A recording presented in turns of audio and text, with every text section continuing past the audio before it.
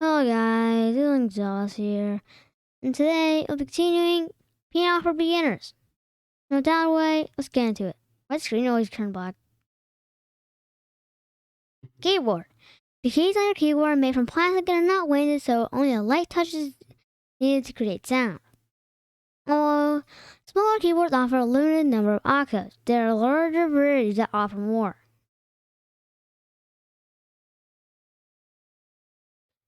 Portability. Keyboards normally have fewer keys than a digital piano, and are made of plastics that are lighter and therefore more portable. They're great if you need to carry your instrument around. Unless you're playing Rashid. Oof, if they are reasoning person.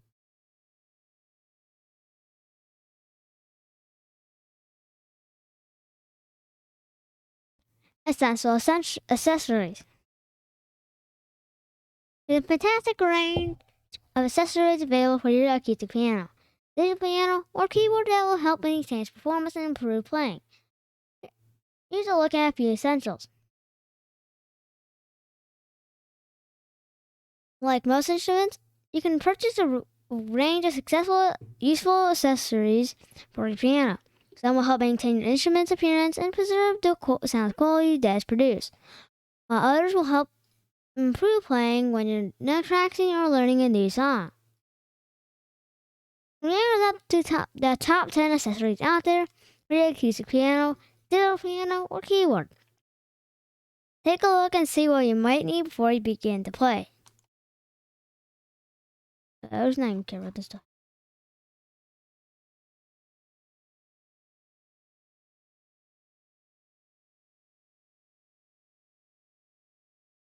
How to sit correctly at the piano. Perfect posture is an essential task to master on the road to becoming a good piano player.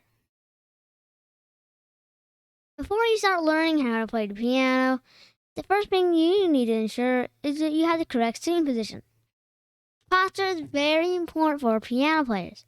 It ensures you have the maximum level of flexibility to reach all keys, and it helps you learn the proper technique for striking the keys. On the path of perfect posture, one of the major things you'll need is the proper seat. If you're slumped down below the piano, you'll struggle to learn the basics. While if you're propped high in the air, you won't be able to hit the keys properly. You don't need anything really expensive. The best thing to have is an adjustable seat. But you can also just use pillows and cushions to alter your height. But don't be fooled into thinking that you'll have to keep a rigid position as to play the piano. The guide to play the perfect posture to have a position that is not only comfortable and effective, but one that allows a degree of flexibility while playing.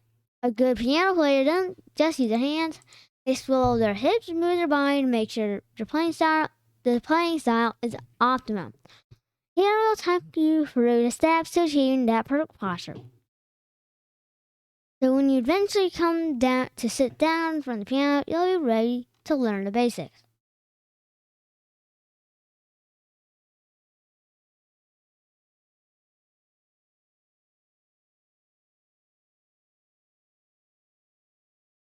At the piano, here we'll show you the correct way to sit at the piano. Top tip: don't slump. The tendency of beginners is to immediately slump at the piano, as it feels more comfortable. Well, you might prefer this at first. In the long run, it will hinder your piano playing. Try to keep your best to keep yourself in the correct position.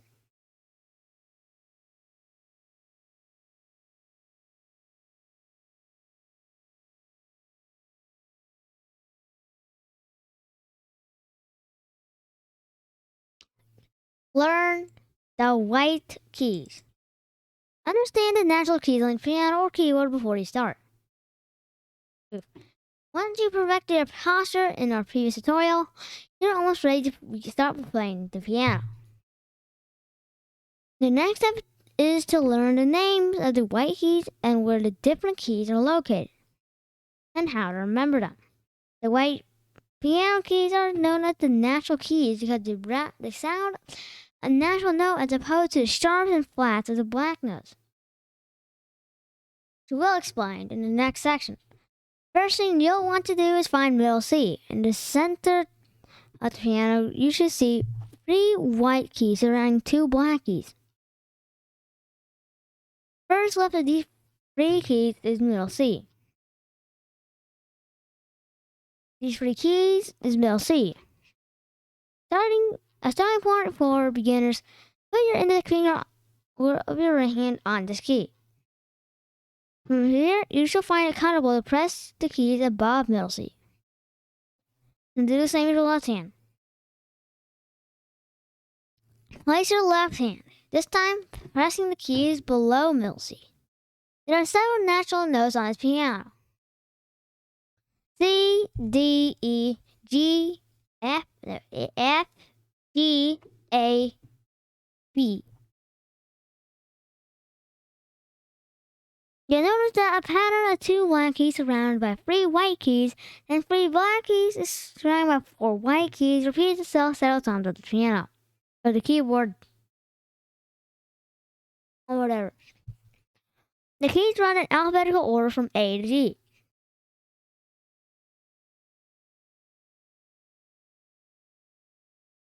The 3 white notes surrounding the 2 black keys are C and D, and E. And the 4 white notes surrounding the 3 black keys are F, G, A, and B. So you count 8 keys right from middle C, or indeed 8 keys left. You'll be right back at C. The middle distance, the musical distance between these 2 notes is what's known as an octave.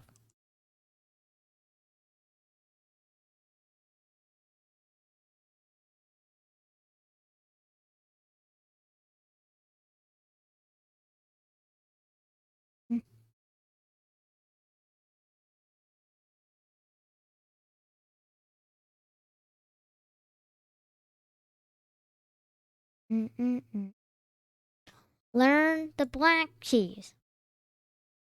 Get acquainted with the world of flats and sharps right here.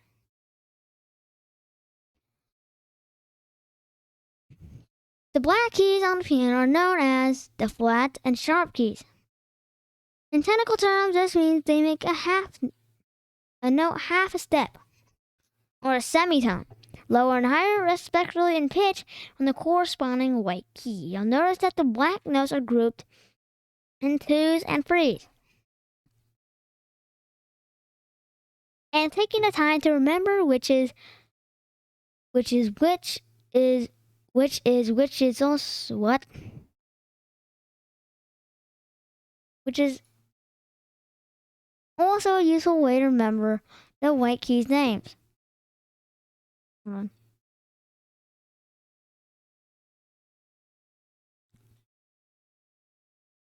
Each black key acts as both a sharp and a flat. A sharp is a note that's half a step higher than the corresponding white key, and the flats are half a step lower. Flats are half a step lower. First, let's focus on moving from the right from middle C. The black key immediately to its right is C sharp. This is a half step up from C. Let's take another half step and it'll be at D. Working in order from middle C to the right, the sharps are C sharp, D sharp, F sharp, G sharp, and A sharp, and B sharp and E sharp, and are C and F respectively. All they are rarely referred to in the former manner. Always remember that sharps are to the right of a note. Taking some time, now find middle C again, and this time we go left. The first black key is B flat. Working down in order from middle C, the flats are B flat, A flat, G flat, E flat, and D flat. C flat and F flat are B and E respectively, although again they are not usually denoted this way. Flats are always left to a note. Take some time learning what the names of the black keys are and see if you can recognize the difference in pitch with the corresponding white key.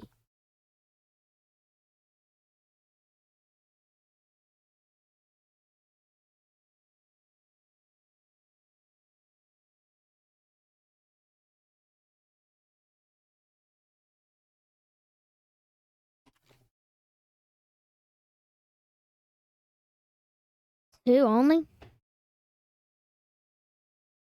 Using the piano's pedals.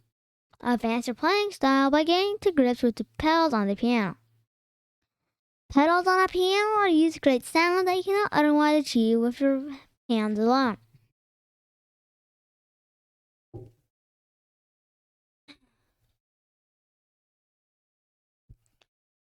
Some pe- uh, there are two standard foot pedals on a piano.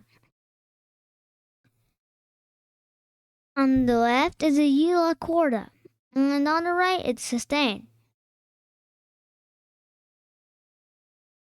Some pianos have an additional middle pedal called the signature. However, it is not used very often. The unicorda pedal is played with your left foot and is known as a soft pedal. Pedal. It is used to enhance softly played notes and is designed for notes that are required to be played quietly.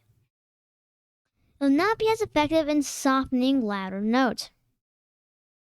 Very useful. The right pedal is the sustaining pedal, also known as the damper pedal, which is used by your right foot. It is used to elongate the sound of a note so that it continues to resonate even when you have to let go of the key. The resonant this will continue until I lift off from the pedal. This effect is very useful when you need to use notes to overlap in harmonies or otherwise.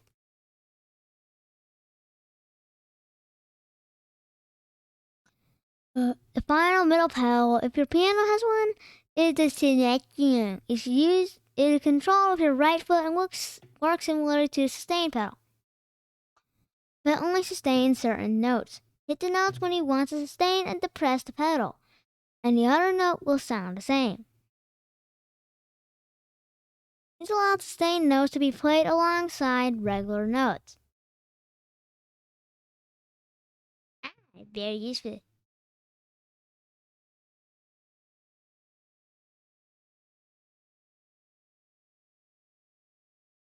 Separate pedals. A great option if you play a keyboard. Now, many modern electric keyboards are able to replicate the sound of a pedal on a regular piano. To do this, the pedal is usually supplied internally.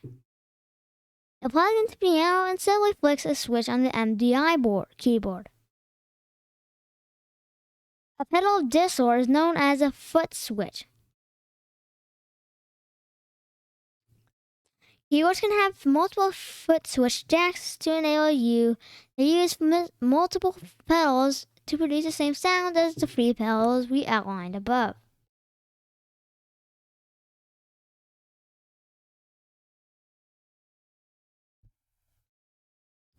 If you're using a pedal of a keyboard, try to stick to the same techniques we discussed elsewhere. As before, keep your heel on the floor, if possible with your pedal, and press and release the pedal in a gentle manner. This will ensure that even if you're using an electric keyboard, you can retain the same soft or deep sound of a pedal on a regular piano to make your music sound all the better. Keep your heel on the floor and press and release the pedal in a gentle manner.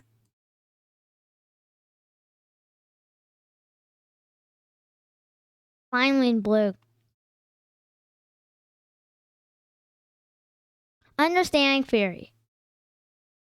Learn how to read musical notation and find out how the different symbols and notes you'll see in sheet music. Now let's get started. Notation is a way a composer is expressing to musicians how to play a piece of music through both pitch and rhythm.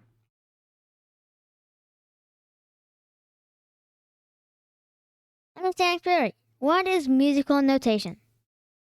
Throughout this section, we'll begin to take a look at what musical notation it is and how to read it, and symbols that affect on the way we play a piece.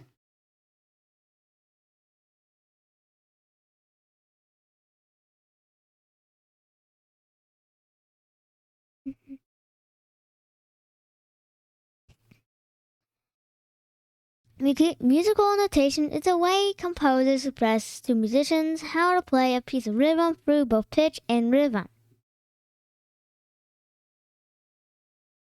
Music is written on a stave which consists of 5 note lines. Notes can be placed either in the spaces or on the lines themselves and represent one of the 7 natural notes in music. Musical notes are separated by vertical lines called bar lines. For seeing the musical notes, you will usually find a clef in time signature. You will usually find a clef in time signature, and sometimes you'll either see a sharp or flat representing a key signature within a particular piece. Above the stave, you will almost always find a tempo marking either through a number or an expressive turnout to indicate the speed of the piece. Underneath, a composer could add dynamic markings. These show at the volume of which they want a particular section of the music played.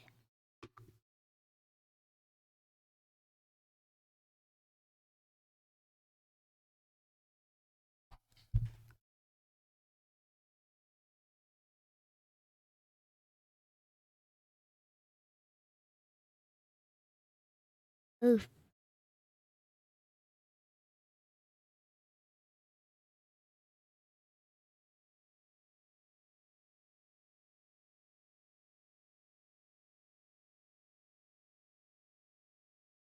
Introducing the staves. You already did. Staves or staves are some of the most important parts of musical notation. Without them, we wouldn't have anywhere on which to put the notes we need to play. Staves consist of 5 horizontal lines of 4 spaces. With a cleft on the left-hand side, there are several different clefs throughout the world of music. As pianists, we only need to concentrate on the treble clef and bass clef. Usually, the treble clef and the stave that sits on indicate the notes that will need to be played by the right hand, while the bass clef tells you the notes that the left hand should play. However, pianists need to play both right and left hand parts at the same time. So both treble and bass are joined together by a brace, the curly bracket to the left at the beginning of the stage. To create a grand or great stave, the treble stave on top, the bass stave on the bottom. Automatic exercise will feature just one stave. Actual piano music will nearly always be written on the grand stave.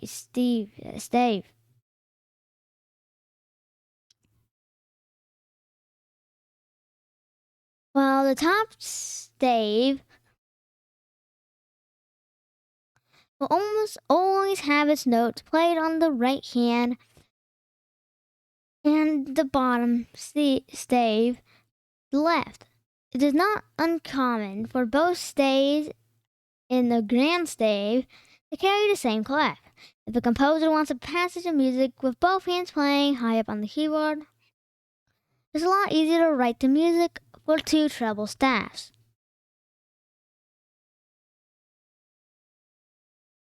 Although there are several different clefs, as pianists we only need to concentrate on the treble and bass clef. Treble, bass, treble, bass.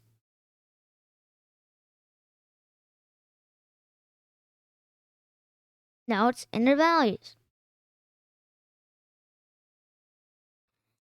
And that's for today's video. Hope you guys enjoyed. And we'll see you again very, very soon. Later.